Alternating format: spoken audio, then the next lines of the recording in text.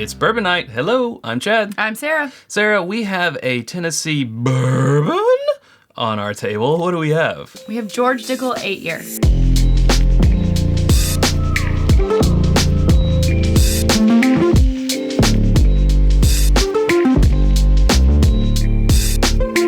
George Dickel bourbon whiskey. Small batch. Small batch. Just how small are your batches? I don't know. I wasn't we don't prepared for that. 90 proof. MSRP is 32.99. So 8 years old for $33. You don't Pretty good. normally see that anymore. Pretty Maybe good. A little bit, sometimes maybe. As you were saying before, about on par with Eagle Rare at 10 years. Right, That 10 should be years. around 33. Good luck. Yeah, good luck finding it. Good luck finding it for $33. But you still could. Yeah. I remember when it was $28.99. I remember back in my day. Yeah, that's the way it was when I liked it. George Dickel bourbon. Now, they don't do anything different than the stuff that Right. says Tennessee whiskey. I was going to ask you. Nothing different. Still charcoal filtered, using that process. They say, actually... Nicole Austin Thank says. you. Nicole Austin says, this just meets more of the traditional bourbon profile. That's why they decided to put bourbon on the label. Right. But And they technically can because the mash bill is 84% corn, 8% rye, and 8% malted barley. And so it is a bourbon. that whole Lincoln County process, charcoal filtering. Doesn't apply.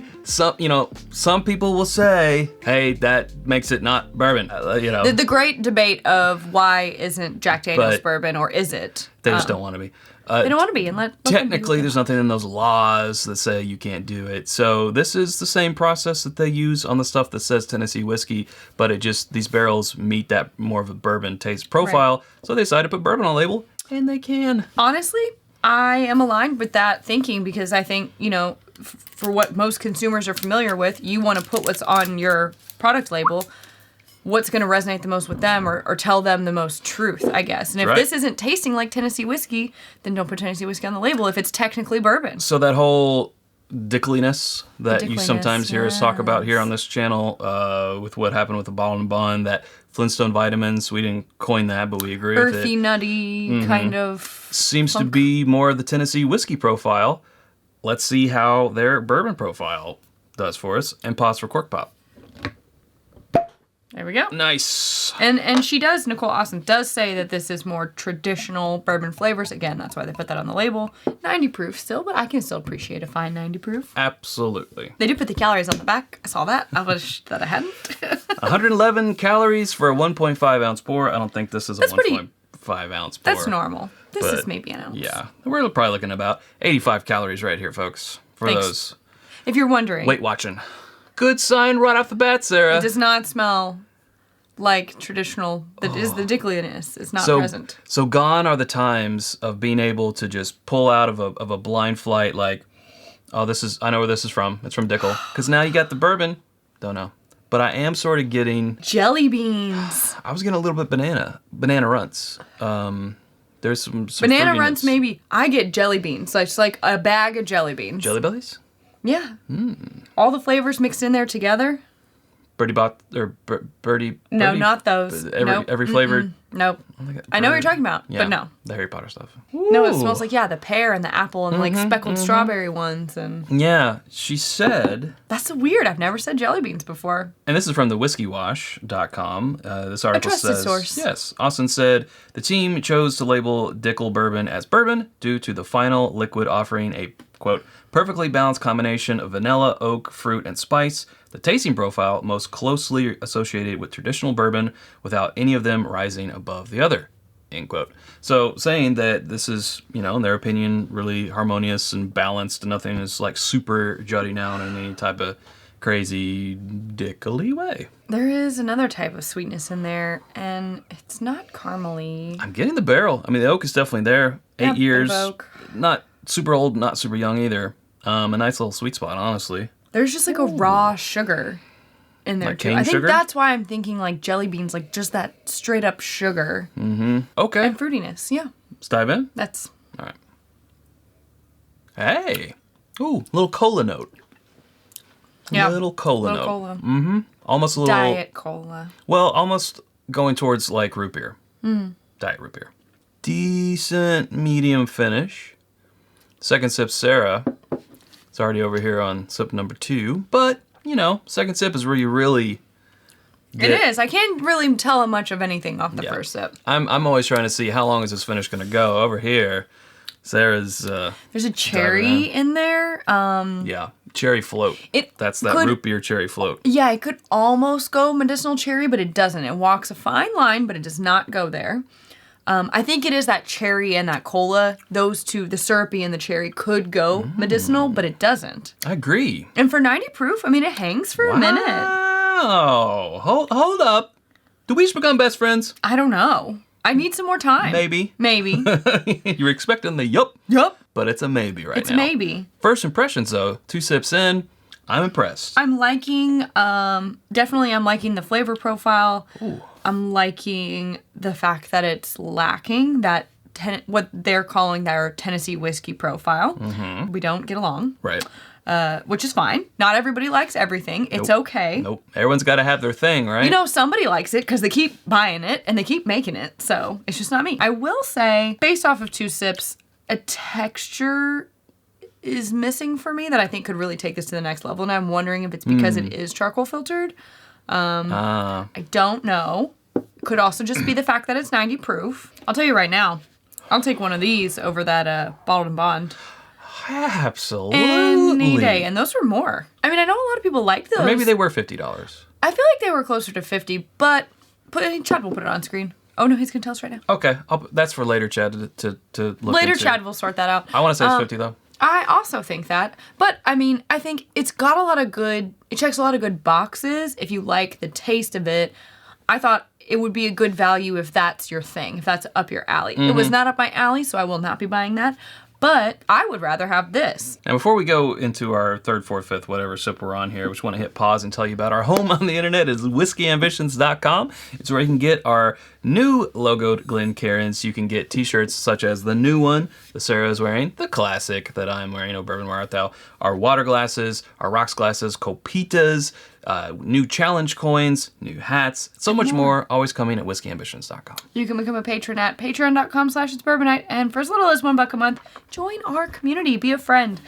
You get, after the episode exclusives, another round with Chad and Sarah, first crack at barrel picks, a chance to go on barrel picks, and more. There you go. You were saying you were finding something lacking, and it was, I think you said... Texture. The texture. I don't think I had noticed that yet, because this is a different type of feeling, and it's that sort of the Coke float or the root beer float, sort of like when you pour it in the glass and this much is the foam. Like, I'm drinking that foam, and it's completely got me distracted from what I would eventually realize is, oh, wait, this is missing... Yeah. Those notes that we're kind of used to. Yeah. Well, first, can I say, going back to the nose now, the jelly beans thing that I said before, gone. Yeah, I'm not totally really gone. Jelly I got it before I tasted it, and then I tasted it. The nose so often changes. I'm still getting the cola. Yeah, I get a cola. Cola, root beer. I still get a raw sugar, whether it's like brown sugar or white sugar, but it's not jelly beans anymore. So let that be noted, because I feel like that could be off-putting for some people. It's not jelly anymore. It's not jelly beans. It starts off really sweet and syrupy. And I expect, because of that it's going to have, like, a viscosity that goes with it. And then, as it settles in, I think it becomes just a little bit drier. Not too dry or anything. I wouldn't call it a dry whiskey or bourbon, as it wants to be called. Mm-hmm. But it doesn't have, I don't know, like, when I think 8-year, I really want those flavors and I want that texture. Yeah. Right? Uh-huh. Of that more mature whiskey. Sure. And... that's the only thing. I'm just like, give me it. Yeah, like if this were, we were talking about Eagle Rare earlier, if this were a 10-year product right online with Eagle Rare, I feel like we would hopefully be getting more of the barrel notes, a little more of the char. It's there. Inching towards like a tobacco leaf, I kind of wish that was there. I wouldn't mind if they came out with a 10-year and kept it maybe, $40, but... Or just did a non-chill filtered 8-year or 10-year. I would also love that. I don't see them ever not doing their charcoal filtering, though. I think that would be a great experiment, and I think people would love to see what it tastes like without going through that process, but I don't know. Maybe it's just us. Maybe it is just us. It's true.